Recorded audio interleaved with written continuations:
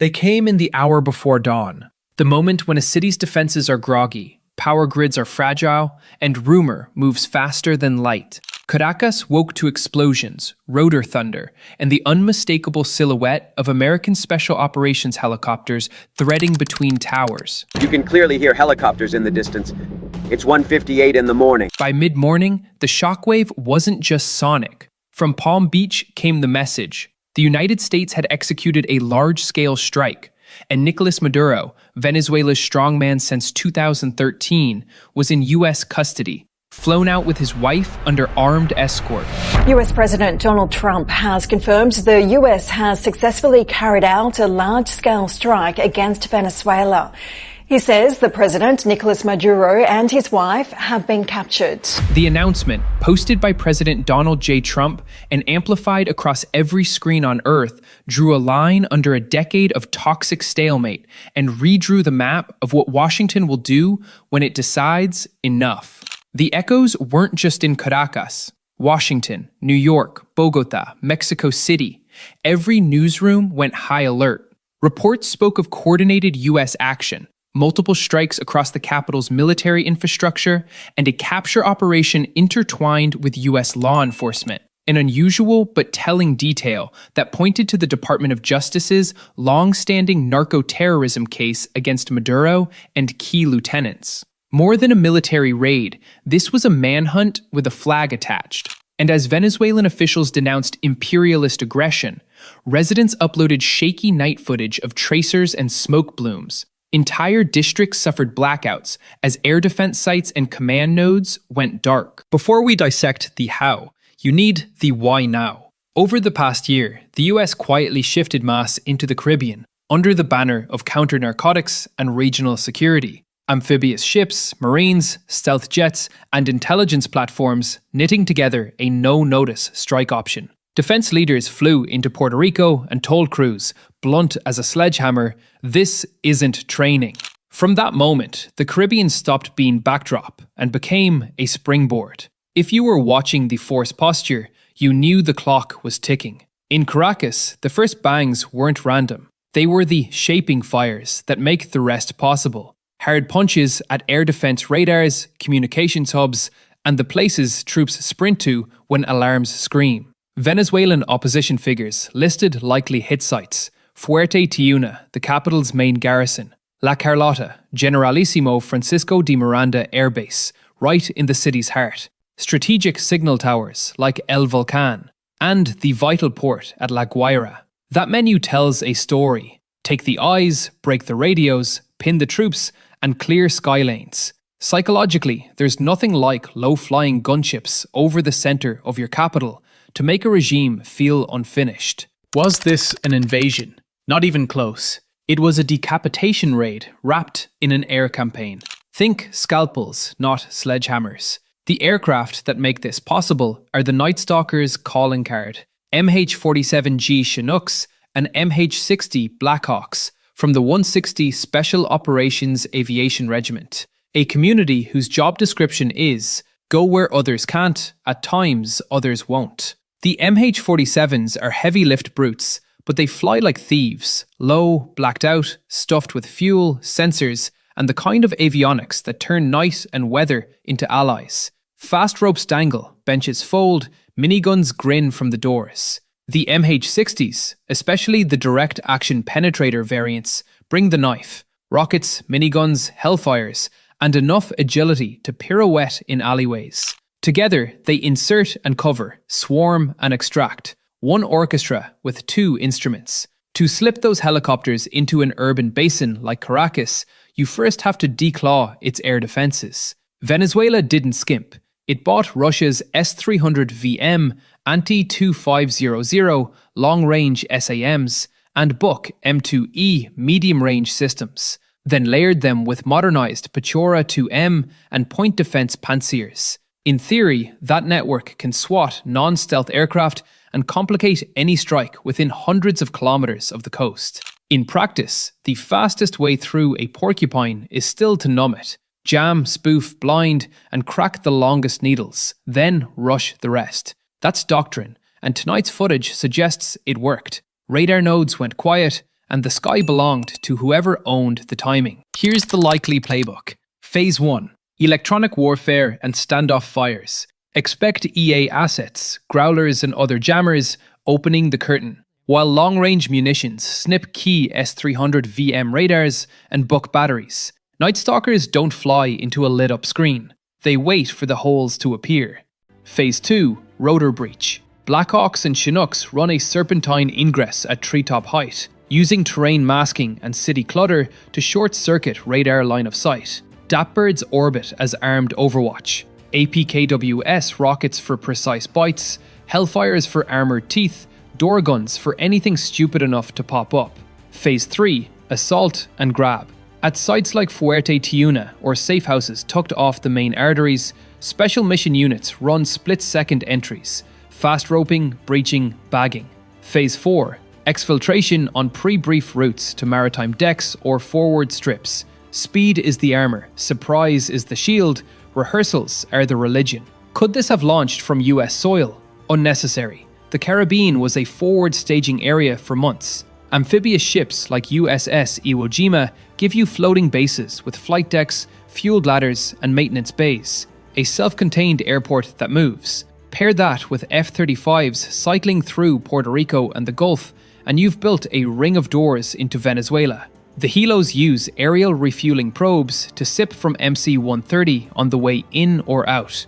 Deck crews turn them around, planners shuffle routes as if they're changing playlists. That's how you sustain a raid without owning every airfield in sight. La Carlota matters in this geometry. It's a military airfield embedded in the capital, a stone's throw from the regime's nervous system. You neutralize it to control airspace over the city center and to keep hostile rotors grounded. Hit the power nodes tied to it and the base goes blind and dumb. Hit the tarmac and the base can't surge. Add Fuerte Tiuna to the target set and you've just pinned the largest concentration of troops, HQs and armoured toys while your raid teams move. The opposition's own list of struck sites reads like a checklist for open the central corridor now.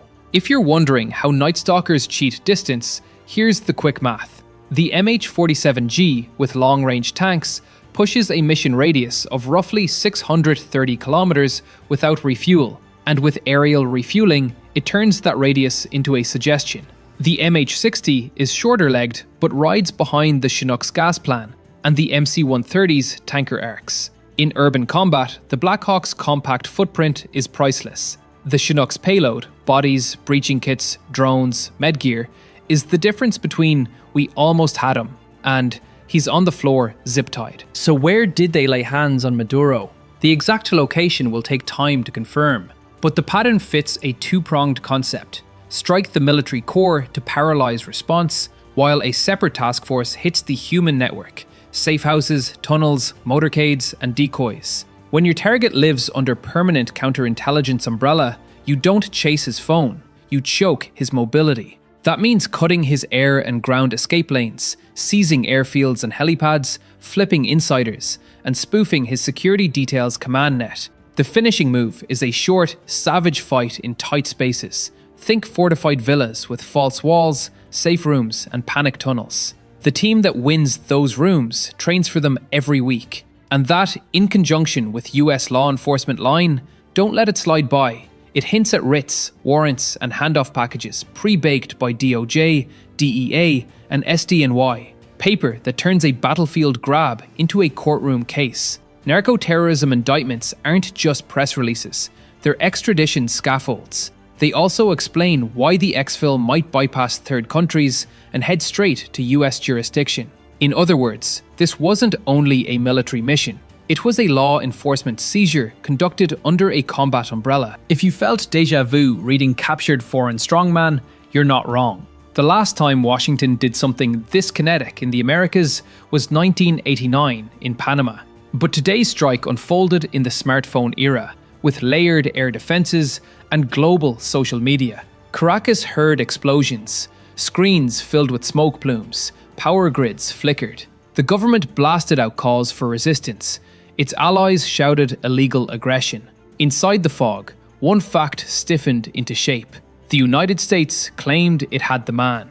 The world will now want proof, mugshots, audio, sightings. because politics is a courtroom and a theatre at once. Let's talk risk, because every spectacular raid rolls dice. Venezuela operates S-300 VM launchers, staged inland, with coverage extending over the capital's approaches. Buck M2E batteries can reach up and scratch helicopters that climb.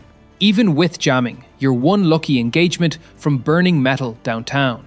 Then there's small arms and manpads fire. Urban canyons are perfect ambush wells. The Night Stalkers mitigate with altitude profiles, route discipline, decoys, and timing. They arrive fast, leave faster, and never loiter where angry men can aim. But courage isn't invincibility. Every mile is a bet. The raid's surgical tempo tells you a second story. Rehearsals. You don't flow teams into a megacity without months of mock-ups, role players, and full mission profiles. They would have built La Carlotta on an American range out of plywood and PVC, practiced the drive from safe house to helipad until it felt like muscle memory, and drilled contingencies for every wrong turn, wrong door, wrong floor, wrong convoy. They'd have black-clad linguists for the grab, electronic warfare techs to jam and spoof police networks, and drone pilots flying tiny quadcopters through stairwells. Somewhere in a hangar right now, a chalked-up map is covered in checkmarks. We should also be honest about the urban whisper, collateral. Even with precision fires, midnight explosions inside a city create civilian fear and sometimes civilian casualties. The post-strike information war started before the first rotor spun, a contest of images, numbers, and moral claims. The US will argue necessity and legality tied to criminal indictments and regional stability. Caracas will frame invasion and sovereignty. Neutral capitals will say, show your cards. Without congressional authorization, critics in Washington are going to interrogate the legal basis. Even supporters will ask uncomfortable process questions, because that's how democracies audit force. Could the regime fight on without the man? Yes. Security services don't evaporate, they harden. You could see street blockades, raids on opposition districts, and loyalist units trying to prove relevance. But decapitation raids are designed to break decision loops, not just remove a face. If Washington yanked the keystone, the arch can slump fast, especially when insiders start asking whether they're next. The very fact of helicopters over the capital tells mid-level enforcers they're no longer safe behind acronyms and fences. From a pilot's eye, what made Caracas so vulnerable in this window? Geography. The city sits in a bowl with ridgelines to mask nap-of-the-earth ingress. Coastal corridors offer overwater approaches. Dense high-rises fracture radar lines and give rotors a nighttime maze. Combine that with preemptive hits on the big SAMs, and you've cleared enough oxygen for the Night Stalkers to breathe. The Blackhawks then carve across avenues at building height, flare onto rooftops and courtyards, and hold with miniguns while assaulters move. It's violent ballet. If you've ever watched a DAP hover above an intersection, pouring laser-guided 70mm rockets into a single window, you know precision isn't just a slogan, it's choreography with shrapnel. What about the exfil? Expect a short chain. Grab, confirm, sedate if needed, straps on, and straight to a rendezvous that avoids long loiter over hot ground. A helipad on the city's edge, a dash to a secured strip, or a feet-dry run to a deck in international waters. The Night Stalkers prize redundancy, so there were likely multiple egress routes, each with pre-cleared alternates. The more you rehearse the maze, the less it traps you. There's a strategic layer here that goes beyond one man. Washington just demonstrated something adversaries pay attention to: the capacity to neutralize a defended capital overnight and extract a head of state through a modern air defense umbrella. That message isn't only for Caracas. Every capital with imported SAMs and imported advisors is rereading procurement brochures right now and asking hard questions about training, integration, and political risk. Air defenses are necessary, they are not sufficient. Regionally, the aftershocks will bang on for months. Cuba and Iran already lined up to condemn, others will follow. Some neighbors may quietly exhale. Fewer cartel-linked flows, less state-sponsored smuggling. Markets will twitch. Venezuelan oil, shipping insurance in the Caribbean, and risk premiums for regional airlines. Border states will prep for migration surges as power brokers in Venezuela scramble, and great powers will test lines. Russia with technical advisors, Iran with asymmetric channels, China with statements that sound like policy, and our policy that sounds like statements.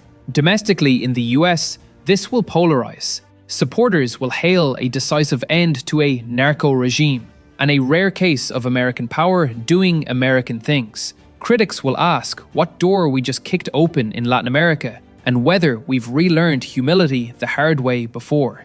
After all, we'll be greeted as liberators, is a famous last thought.